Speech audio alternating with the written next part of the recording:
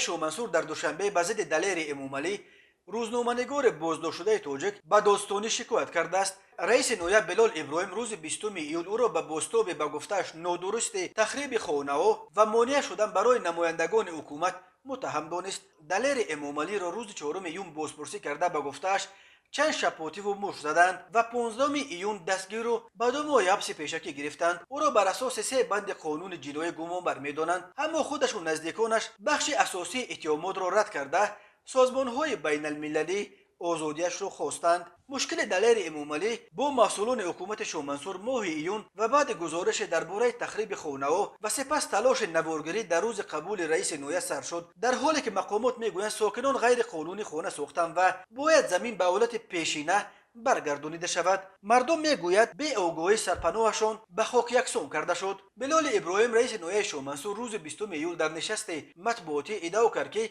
دلیر امومالی مسئله را درست نآموخته در مورد غیر قانونی بودن منزل ها چیزی نگفت. وقتی زمین غصب و با دیوارها احاطه کرده شده است، آن را خانه و در داخلش کودک‌های دیگر را نشان داد، گفت او. بلال ابراهیم افزود روزنامه‌نگار به کار خدمتچیان دولتی مانع شده است. دلیر امومالی در نواره‌اش گفته بود با دعوت ساکنان به پیش آنها رفته و همزمان نظر نمایندگان حکومت و نهادهای انتظامی بخصوص مأموران داستانی را پرسید، ولی آنها نخواستند گپ زنند. بعدا دلیر امومالی کوشش کرد روز شنبه 4 ایون در روز قبول رئیس نویه شومنصور به بنای حکومت درآید و مسئله را بپرسد، اما در درآمدگاه مانع شدند. بلال ابراهیم رئیس نویه شومنصور در پاسخ به این سوال که چرا نگذاشت دلیر امومالی جریان قبول کارافتاده‌ها را به نوار گیرد، گفت من به نوار قبول نمیکنم. هر کدام از شما آمده نوار میگیرید قبول مرا؟ به نوار گرفتنم یک ترتیب دارد، اجازت گرفتن در کار.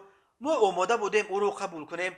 همان ساعت همان دقیقه قبول من ادامه داشت. شخص متصدی آمده گفت که همین خیل. گفتم مرحمت به نوارگیری آماده هستم، قبول کنم، افزود او. بعضی از حقوقدانها میگویند برای به نوار گرفتن جریان قبول رئیسان نویه قانونگذاری کشور محدودیت پیش بینی نکرده است و رفتار دلیر امومالی نیز غیر قانونی نبود. این روزنامه‌نگار و بلاگر شناخته قبل از چندین قبولگاه وزیران و رئیسان اداره‌های دولتی در تاجیکستان نوار گرفته بجز از خدمات علاقه به مشکلی دچار نشده بود. رئیس نویه شومنصور به تکرار میگوید دلیر امومالی باید پیشتر با دفتر مطبوعات حکومت دوشنبه موافقه میکرد. دلیر امومالی امروز با عبدالله غربتی روز 15 ایون امسال بازداشت شدند. دستگیر شدن آنها که بیشتر برای مشکلات مردم برنامه ها تعیین میکردند واکنش های زیادی به میان آورد.